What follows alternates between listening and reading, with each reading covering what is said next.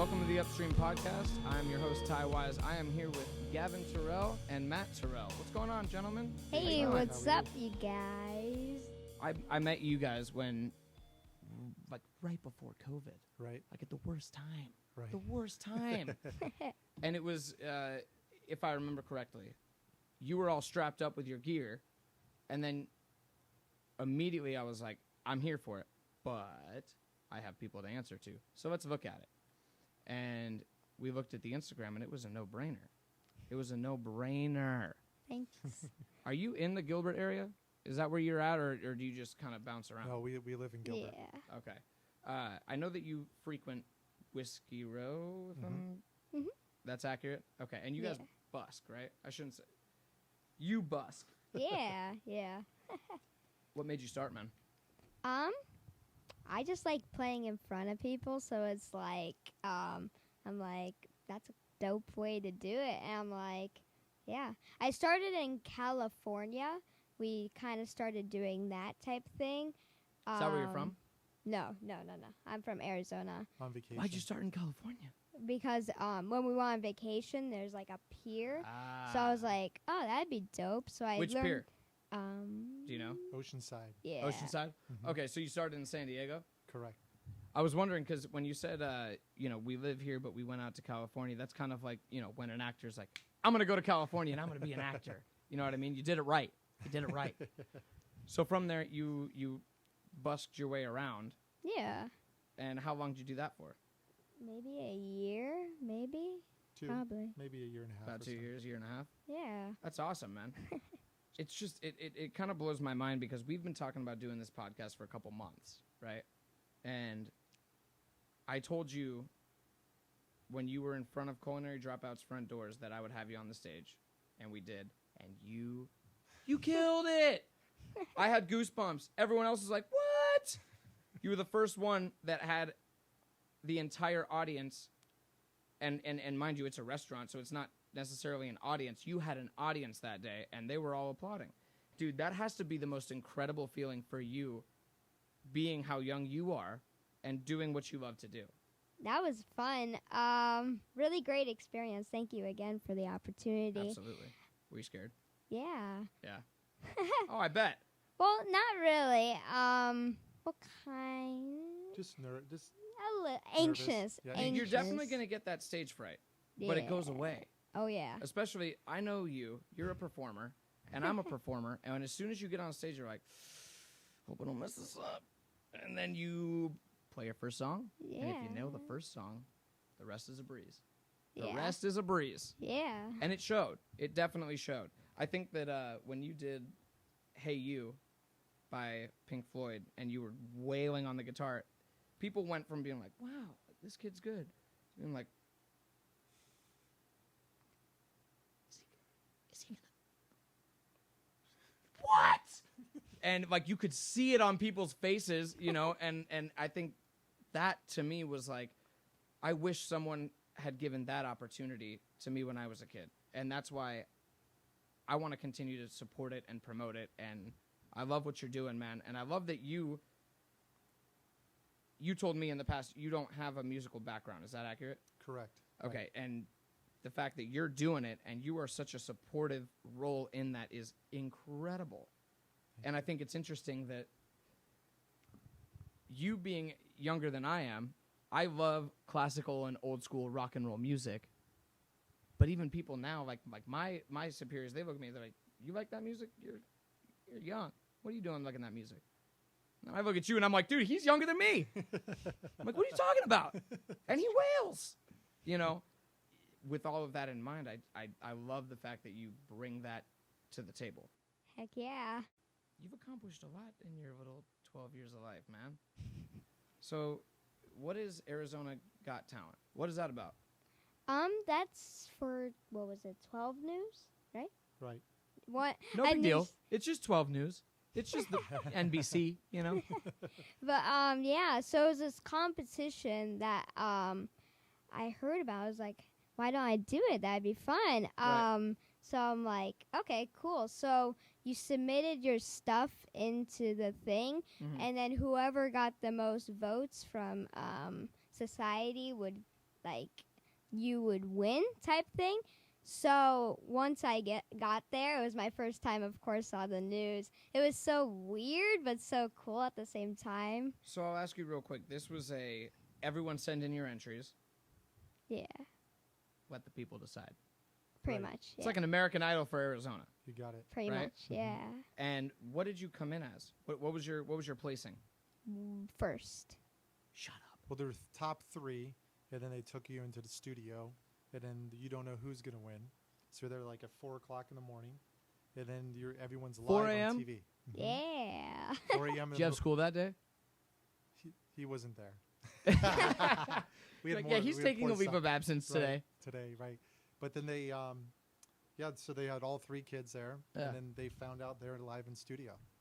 That's insane. It was pretty crazy. So what'd you play? Ooh, it's been a long Ozzy. time. Yeah, How, Crazy what do you Train. mean it's been a long time? You're 12 years old. How old were you? All right. So you came in first place? Yeah. I like how you say that all smooth. You're like, yeah. 100%. Did you do an interview with the 12 News? Yeah. After the fact, like, I think it was Facebook. Like, people could type on Facebook and ask me questions, and then they would also ask me questions. Was that a live feed? Yeah. Oh, cool. But what was hilarious is because my school typed in there and asked me a question. So, Ooh, while you're playing hooky? yeah. Like, hey, do you have that assignment due? You're like, about that. Yeah. So, what was the next move from, at 12 years old, being on the news and beating 500 people? What does that look like? It was really, really confident booster. It inspired me to get better as well, for sure. I love that. When you say it inspired you to get better, I'm a dummy. And what brought you to that point? Like, what is that voice in your head? Every musician has a crazy voice in their head. Oh yeah. The voice. Ooh. I don't know, to be honest. I was just like, well, I'm really happy I won this, but like, ooh, interesting topic. I'll ask you a question. Are you your own biggest critic? Oh yeah. I'll like play stuff. I'll be like, oh no. And I'll play it again. I'll be like, oh no. And I'll be like, I'll fix my tone, kind of do it again, fix my technique. So I noticed that I've seen you play guitar, I've seen you sing, but I saw you just do this. What does that mean? How many instruments do you play? I play piano, drums, guitar, ukulele, bass. What else? And you sing. I'm at Yeah. 6. Can you give a little room for the rest of us, please? Who taught you all that, man? I kind of just learned it on YouTube. Huh? What do you mean you learned it on YouTube? Like, you just pulled up a screen, you're like, that looks dope. I'm going to do that. Well, like I would like look up songs and then I would do a lesson, and then after a while, like now or maybe like a year ago, I started doing stuff by ear. So Wait a minute. Okay. So when it comes to you teaching yourself and listening by ear, at what point were you like, okay, I understand scales, I understand chords, I got that. That's easy, right? And you start listening and you're like, ooh, I played that wrong. At what point did you figure that out?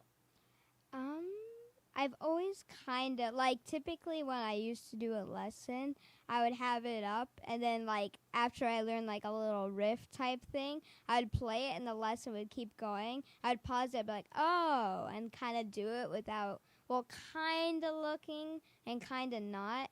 And then I just was like, okay, cool. So then I started doing songs by ear, and it's a weird process because you go on the computer and you turn it back, you hear a couple notes and you pause it, turn it back, hear a couple notes. It's a slow process, but it's definitely made me a better musician. Oh, it's tenuous. You sit there and you're like, I didn't nail it. Well, there's back- some back a songs couple too BPMs. that you try to play and there's no lesson for it. So he'll be watching the actual video of the song in slow motion and watching the guitarist, and he'll tab the whole thing himself. Are you talking about like music videos? Are you talking about live performances? What do you mean? It's more like the music video, right? Um, Like I for used solos? to do that. Nowadays, I just kind of, because typically I've learned from the past. Like like when I used to learn by ear, that's kind of how I learned it. Mhm. But nowadays I don't. Like I just go there. I just go on the song. Go there. That's just. I just go on the song and I'm like, okay, dope. And then I just play it. I put in slow motion and I listen. And then typically I go note by note for sure. And then like once I learned it, That is a tenuous process. yeah. And once I learn it, I'm like, okay. Like, because sometimes something will be kind of awkward or kind of do a red flag, and you'll be like, wait. So I go back, and then I listen again. And then typically, sometimes I'll have to fix it for sure. I'll be like, oh, wait, it was that instead. But You ever other than record that, yourself playing and then play it back? typically when I record my songs, which I haven't been doing lately, unfortunately, but Why not? I was actually just having a conversation with a buddy of mine who is also a musician, and we were talking about artists who are saying, we don't have time to play, and everything's just so weird right now. We don't have venues, we don't have shows, but at the same time, we should, as musicians, we should take this time to crank out everything. Like, yeah. so what have you been doing in the meantime? I've been trying to make myself a better player once again type thing. Learning different songs really helps from different artists. I've been kind of stepping away from what I typically do. Like, What do you typically do? like John Petrucci type stuff. I've been kind of now doing like more, I'm working on more like classic rock stuff. Kind of doing like, a different vibe. Get different, different stuff. But for sure. And I've been doing a lot of different artists. Like, for example, on my Instagram, I've only done Avenged Sevenfold once, and this is my second time. I was like, oh, I love Sinister Gate. I've played with many guitarists where they have that face, where they're playing and and you just play and you look at the camera, you're like, uh-huh. And you keep going. Like, you pretty much looking and being like, I know. You know what I can do. Was that purposeful, or does it just come that easy to you? You can say it. I guess it just comes that easy. How long have you been playing, man? About 3.5 years. So have I, and I'm not nearly as good. 3 years? Are you serious? Are you messing with me? Or are you being serious? You picked up a guitar at 9 years old, and you were like, I'm just gonna devote day in, day out to this. Okay, Matt, fill me in. So when he was a little guy, I would say 3, 2. I think. He's my father-in-law bought him a play electric guitar that had batteries, Okay. and Gavin would be running around in the house, with his diapers on and just playing it, saying rock star, and then we'd be like, okay, that's great. And then as it got older, his brother played trumpet, and right about the time we were ready to buy him a trumpet, just quit. So Gavin came up and was like, hey, I want to play guitar. I really want to play guitar. And so it took us a little while to kind of jump on the boat. Right. I wish we had done it earlier. But then as soon as he got his first acoustic guitar, from there it was like, I want to learn a rock song. I got to play it. And then went from acoustic to electric. And then from there he taught himself the drums, and everything else kind of fell in place. So it's been an amazing experience to watch it. His I dedication. think that's insane also to watch your son do that. Obviously, you're there to help. But to watch the right side of the brain, I mean, I don't know how my fiance handles me, because I have 8,000 things going on at once, but to I don't have kids, so I don't know. Right. But to watch that has to be incredible. Well, it's crazy. I mean, when he was younger, he would be in the car and be listening to rock music, and you would see him just close his eyes and he'd start doing a drum beat. And I would try to talk to him. He's like, no, I'm listening to something. I'm like, what are you listening to? Well, did you hear how he just played the guitar and he stopped and he did this, and then the drums came in, huh? And then and the next time I would listen to the song, I would like tune in, and he made me look at music completely differently than I used to. I would just listen to music as That a is song. insane. But then listening to him, how he looks at it, it's where how he dissects it. And like you would listen, like I used to listen to solo, and I'm like, oh, it was cool, he played a good part. But how Gavin looks at it and how it would explain it, like, did you hear how he did that? Listen to it again. Where do you think that comes from? I don't know. No? I don't know. No idea? Where do you think it comes from? The big man. So I have a theory. I always believe that musicians, artists, painters, dancers, singers, actors, we all have access to the muse. And the muse is not defined by age. It's not defined by experience. It's not defined by education. Everyone can gain access to it, and this is kind of a perfect testament to that. Music is always written. It's there. It's in the universe. It's in the space. It's in the nothing. But it's not until musicians, artists, whatever, channel it through that it gets out. And it's about channeling that. Right?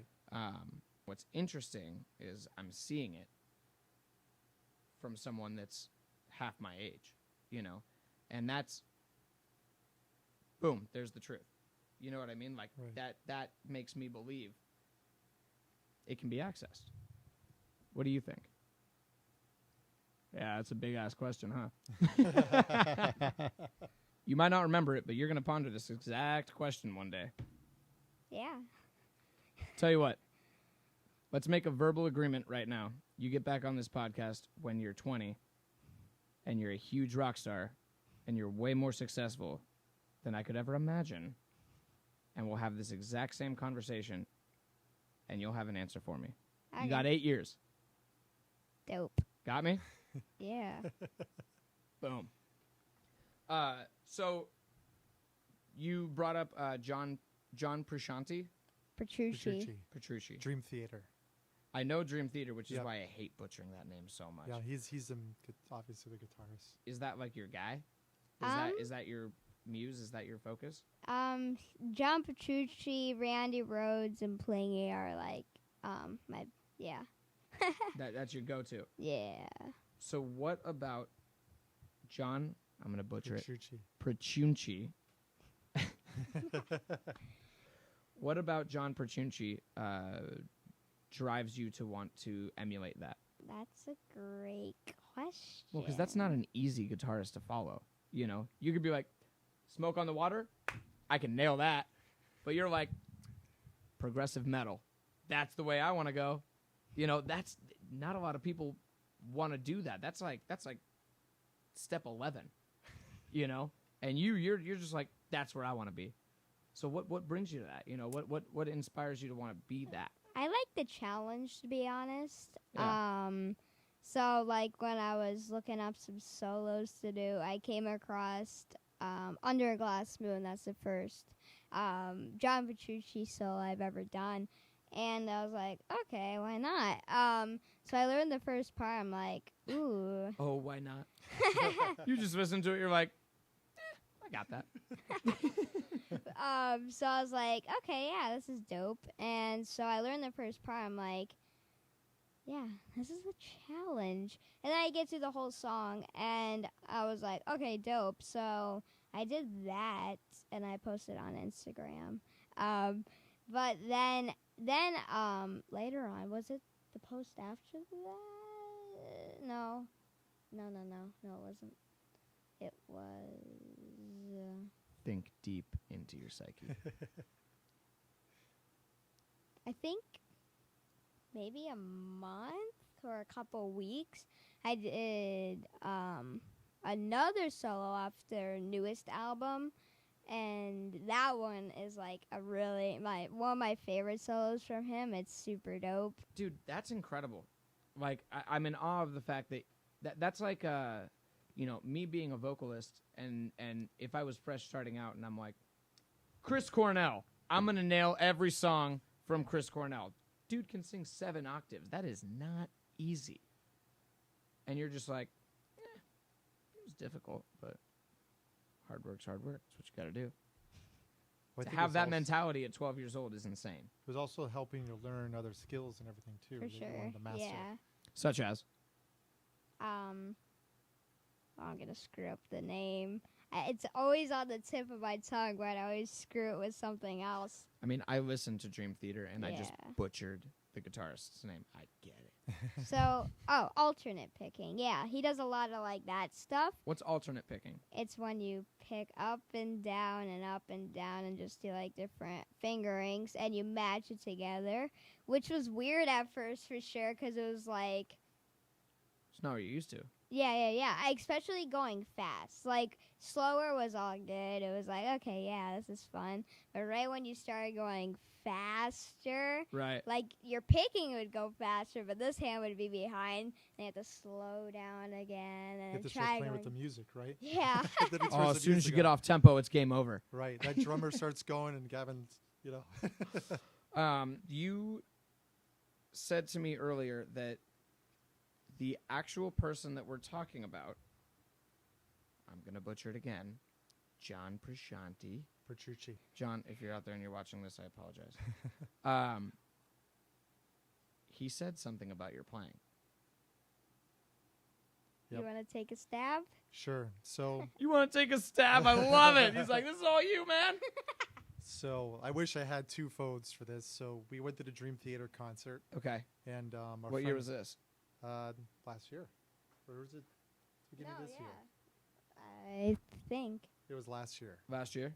This is in Phoenix? Yeah, it was the latest one when he was here. Okay. So he played at Mesa. Okay. So a friend of ours, we didn't know, actually had tickets for backstage. So after the concert, he goes, "Hey, you guys want to go backstage?" And Gavin's like, "Of course." So their concert's about 2 to 3 hours. Yeah, there's So like, I it's mean, I like can only imagine one of their 11, songs 12 is o'clock. 15 minutes. Yeah. So we go backstage and we're hanging out and we're waiting for John, and he's the last guy to come. Everyone else kind of came through, and he walks over and starts talking to us a little bit. And I said, "Hey, Gavin loves your music." I said he actually played your solo for a competition. He's like, "Oh yeah?" He's like, "Let's take a look." So he physically sat down at the table, and I started showing him the video, and he kind of looks at it, looks up, and he goes, basically, "Holy shit!" And he's like, that's exactly what he said. He goes, "How old's your son?" And I said, "Well, he's 12." And he's Are like, you sitting right there? he's sitting there right next to him, holding the phone, and Oh, John dude, how Petrucci and big him. were you cheesing? Yeah, I'm yeah. sitting there going, "Where's my other phone?" To start, but they're both sitting there like buddies, Right. watching this. And then he literally says, "Hold on, let's watch it again." So Gavin puts on again, and they watch the whole thing. And he just looks up and he goes, "The only thing I can say is you're playing the wrong guitar." And then Gavin said, "Well, you used to play Ibanez too." And he goes, "I like it." So he was the nicest guy. And they hung out, and they actually walked out to the tour bus to where they're going together, talking and everything. You took one of your legends and you straight up put an L on him? That's epic, dude. I love that, dude. But he was a great guy. For him to take the time and sit there, and for him to say, "I want to see it again," I mean, he was definitely paying attention. He's a really good guy. That's awesome. oh Yeah. yeah. Talk to me about Guitar Universe 3.0. 3.0. So that's so when we were there and we get done, I said, "Hey, Gavin's a big fan," and he said, "Well," he's like, "you guys need to go to our guitar camp," and it's every year. He has a big guitar. How camp big and is this guitar camp? Like how many? Like I hadn't heard of it. so they before have this? animals versus leaders. Animals I probably as should, huh? leaders. Yeah, animals as leaders. Sorry. So their lead guitarist Yes. Tobias, right? Toby Abassi. Abassi, he goes. Polini's there. John Petrucci. All the top shredders in the Jason world. Richardson, I'm pretty Yep. sure. So literally, he has a camp, Right. and all the top shredders of the world go to this camp. Do you have to be selected for this camp? You don't have to be selected. You have to sign up to go and pay the fee. And Yeah, pay the They fee. go to it, yeah. Ah, But it's that's a- how they get you. it's called it's a 4-day shred fest. But the Okay. cool thing is that you literally will sit like this with John Petrucci, and he's sitting there shredding, and then you shred, and then after that, they all get you in different rooms, and you could shred with him and Pellini or whoever you want. How many people are accepted into this camp? I think they do 100. It's not that big. It's like 100, maybe 200. It wasn't. It was in. Well, it was moved till next year. It was supposed Right. to already, it was supposed Thanks, to have already COVID. happened the end of next month, but they changed it. I think there's probably about 100. Huh. It's a smaller. And you camp. were asked to go He wasn't or asked, recommended Well, to he go? invited him. He goes, "You should come to my camp." And then you think you would have fun. So we signed up to go, and that but it got sucks. switched to next year. Which, I hope you go no, we're because I want to definitely hear gonna go. about this. Yeah, So you did the Alice Cooper competition, which is it's a couple weeks long, isn't it? yeah. It was about 3 weeks. I think, yeah. Mm-hmm. Where does it start? So pretty much you go to the Alice Cooper or the church next to it, I'm pretty sure. For the Yeah. outdoors. Yes, you go to a church. Right next. Well, they own the whole building. That's So pretty they- awesome. So they have the Considering Alice Cooper's act. they have the stage at the church. And so you audition there. Yeah, so you audition, and I did the John Petrucci solo. That's where he said that. Just keeps on coming up. And so they tell you right there and then, they say, if they call your name, I think it was, you didn't make it through, or it's the other way around. Yeah, I can't remember, but right, they either called names and you didn't make it, or that I think that's No, correct. actually, yeah, they did call your name if you. I'm not sure. That's kind of weird. Yeah, They call your name if you don't make it. yeah, right, I believe so. I think because then the people go up and then discuss. Yeah, it. because then you stay on stage and then they tell you what the next round is and tell you what you need to do. you stay in the room. That's strange. Right. Yeah. Huh. Weird. So you stay in the room, but everyone else leaves. Well. So it's not like they're I keeping think it a I secret. think they're allowed to stay. Yeah, they just announced it. Yeah. But it was a few hundred people. It was packed. It was. It was like at It least was like 100. 200 maybe. Yeah, it was a big. It was a Okay, large amount. how far down did your heart sink into your stomach while they're calling names? It was a little scary. I was like, ooh.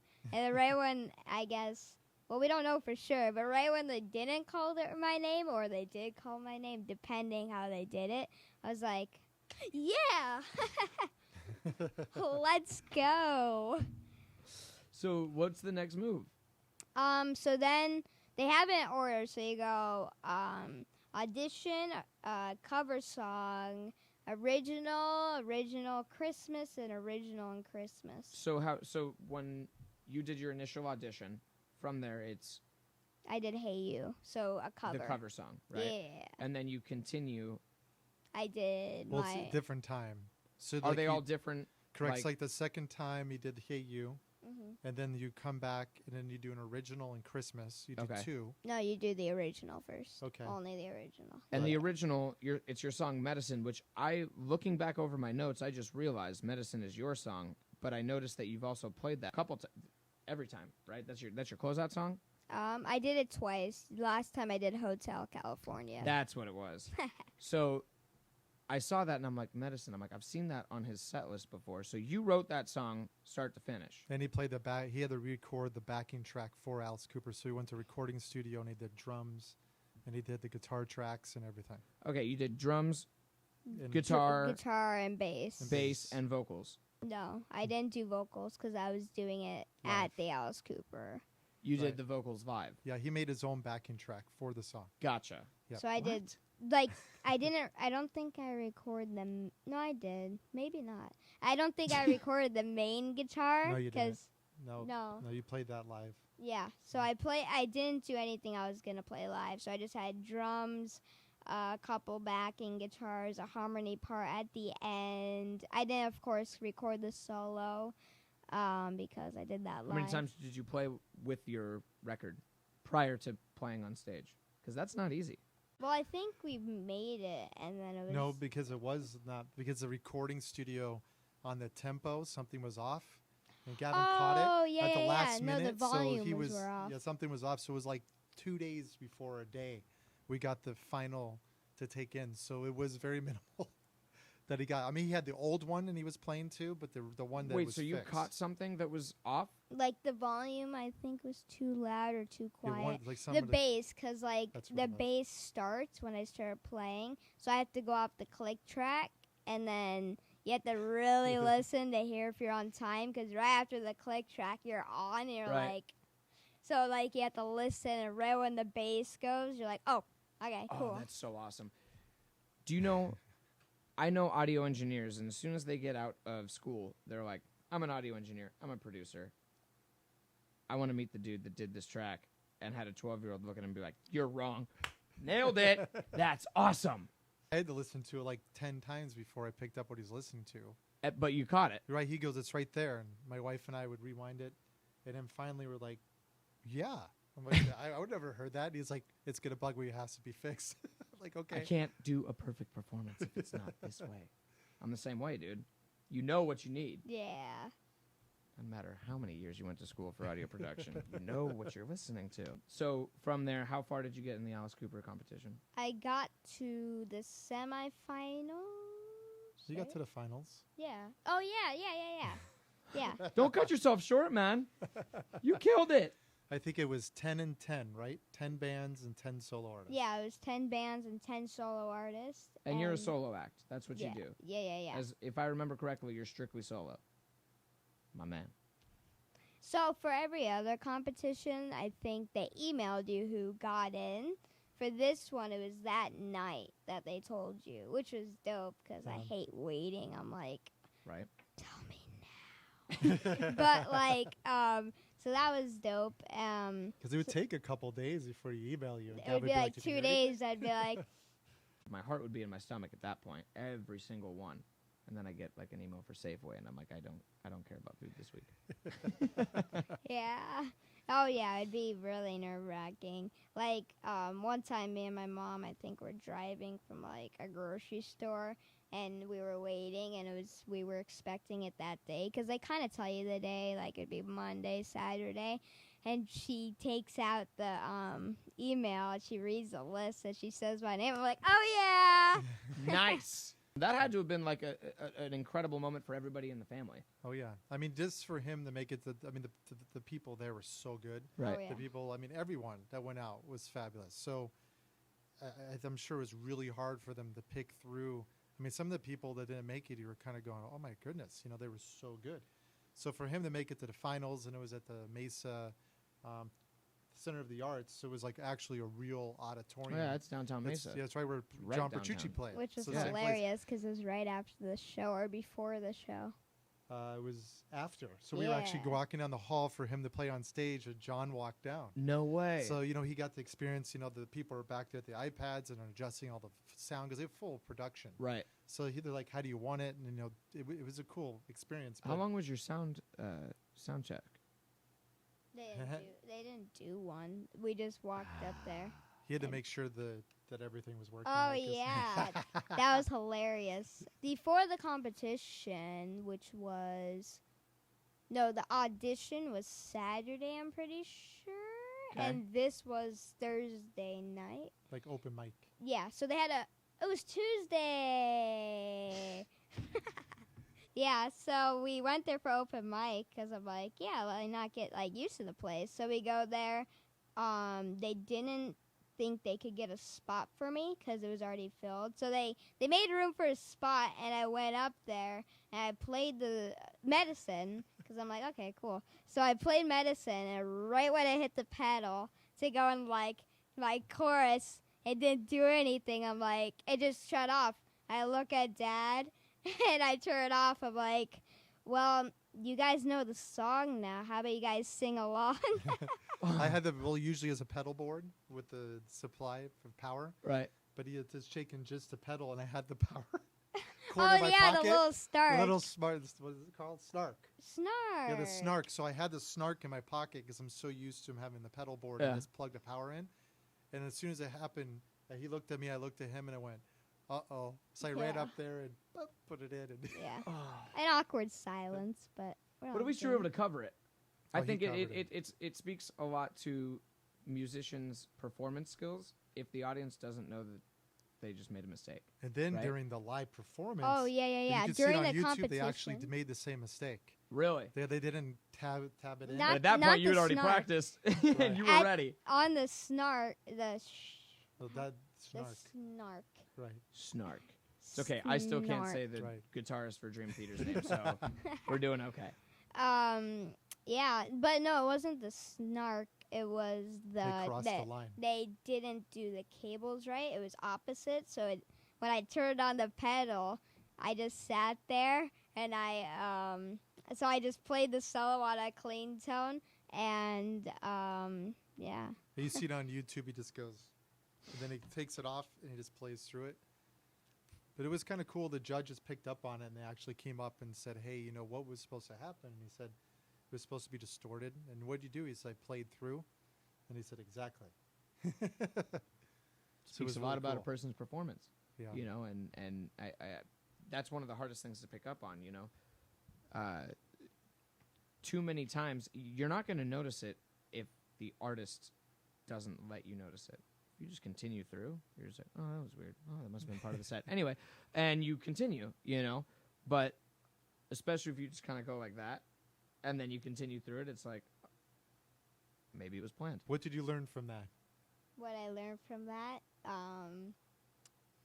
make sure the pedal works. Test your own gear. Right. Don't Right. trust anybody. That's why you'll see him at Cold Air. He pushes it on off like a couple times. Yeah. Well, and I've noticed like you'll go up to the mic as well and test it. All right, we're good. Go back, test it. I'm like where his head's at. NAMM is a big deal, and you've been invited to NAMM just this past year, For 2020. 2020. Yep, Okay, winter. so this year. Yep. This So I don't know what's going on with that right now, but I'm sure you do. What's going on with NAMM? So you got to perform. Oh, a couple different I thought companies, you right? meant like this NAMM coming up. I was like, For people that don't know what NAMM is, let's let them know. So it's basically you have to be invited to get in as a musician. Exactly. So like you'll see rock stars like Steve Vai was oh, there. he almost knocked I into almost Steve knocked Vai Steve Vai over. because I they was were both texting. And he walks Okay, hold by. on. Talk to me about knocking over Steve Vai, because Steve Vai has knocked me over with his guitar solos, so I Oh, gotta know what this is like. I'm a huge fan, and it was like a 3-day deal. So I was texting with work, and Gavin was on this side, and one of the people when we walk by comes by, whoa. Do you know what you just did? And I go, what's going on? He's like, well, you and Steve Vai were texting, and you literally guys almost ran directly into each other. I go, where is he at? And I look over, and he has his leather hat on. He's walking around the corner with his group. I was like, do I have enough time? But it's kind of there. It's kind of shied upon because they're supposed to be like in a protected spot that you can't really get in. But I had the same feeling. I was like, whoa. And I go, are you serious? He goes like, yeah, the two of you are on a collision course. But luckily, I think Gavin moved over, and I kind of went over not knowing. Mm-hmm. And you guys basically brushed each other. I'm like, at least I brushed him. That's cool. I'm like, I touched him. I'm never But it gonna was wash pretty this shirt cool. I'm again. not gonna wash the shirt. So at NAMM, you played a full performance. It was kind of a last minute thing, which is all dope. But Right. I was gonna say, it was a last minute thing, but so not big, you know. one of the booths was like, "Hey, we're doing this performance with this guy's performing for us. You wanna jam along?" And it was over the Watchtower. So I go home, I start learning it. It was like 9 o'clock or 10 or something. At I'm night? learning it. Yeah. I mean, it was an all day. You get there. We had to get there early to get a parking spot. Yeah, Right. like 6. Or you have to walk 3 miles. Oh, I can imagine. So we get there early. We have breakfast in the car, and then you get in there, and you don't leave till late. Until like for lunch. You of almost course. don't. Well, sometimes you didn't even eat because Did you leave like with- the day went by. Did you leave with any souvenirs? Absolutely. Nice. Oh, he did. What'd you grab? A guitar. A full-on guitar? What was the brand? The one I brought today. That guy. Stramberg. Oh, it's this one right here. Yeah. Hey, you brought that from NAMM? And Who gave it to you? my And in the classical on the top and the left too. Traveler as well. This one right here? Yep. And And the Traveler, If you which is scroll down. So you got down, 3 guitars. that guy. I think I've seen the Traveler. The Traveler's the... the little one with dude the right chicken. there. This Yeah. one. That one. That the one right here? tree. Yeah. Yeah. Okay. So Traveler had them play a set at their booth, and then Walrus Audio had you shred with some of their pedals, and then Guild had you go in with one of their stars and go That's up on where I stage and did play. the all along the Watchtower. He's like Did He's you learn nervous. that in how many hours? I didn't really learn it, so I was like, I went there, and he's like, "Do you know it?" I'm like, "I can just improvise." So I just went up and improvised. And the guy was looking at him like to the A&R artist relations guy. The artist that was playing with Gavin looked at him and goes, "Are you sure?" And the guy's like, "He's got it." And Gavin's like, "Dad," he's like, "Yeah, I'll figure it out." So they're up there, and yeah, you play. You improvised a Jimi Hendrix song and got away with it? The Lord done smiled upon you today, child. I'll tell you what. Oh, my God. It was a People lot of don't just do that. That's awesome. Yeah. And then Guild had him come back on Sunday night for an after hours appointment of performance. He called us back and said, "I need to see you guys." Mm-hmm. We didn't know what for. We didn't know what for when the door's locked. And so I text him, and they open up the door and lets Gavin in. He goes, and there's all these like recording studio guy. The guy that puts up on is a Warp Tour. One of the big like performances was there. He puts on all that stuff back east. And he goes, "I need you to play a song acoustically for these guys. Can you do it?" And Gavin's like, "Sure." And he gives him an acoustic guitar, and he played 2 songs for him. And that was pretty cool, too. That was kind of a special, intimate thing, like after hours. Right. Oh yeah, so much. When fun. did you start singing, man? About a year ago, I'm pretty sure. No way.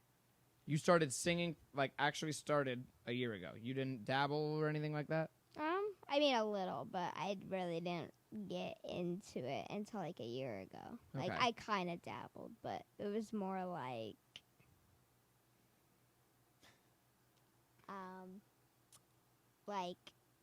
yeah.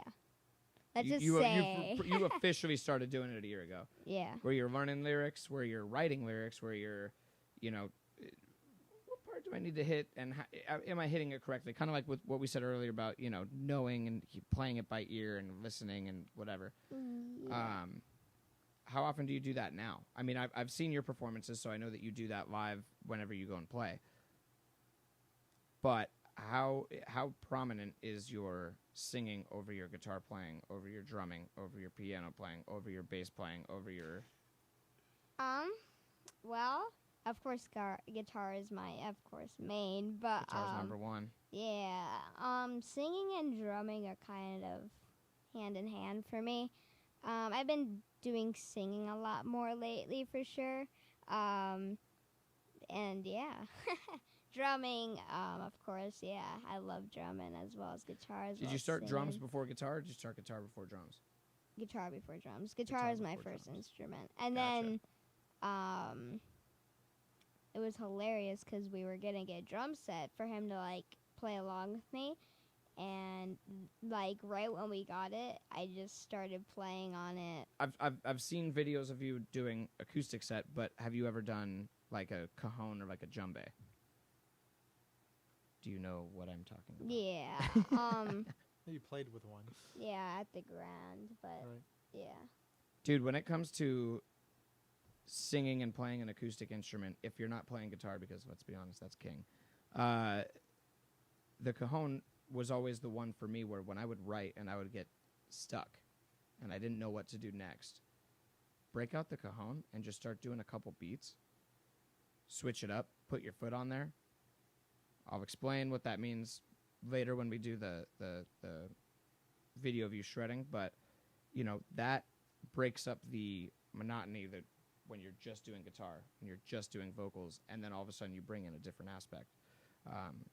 So I would highly recommend to you, man, especially someone who's an up-and-coming artist, someone who has so much passion, it's a different side of the right side of the brain, Right. Yeah. For the most part, I mean, it seems like what you have going on in terms of the traction that you've gained in the past 3 years since you started playing music is incredible.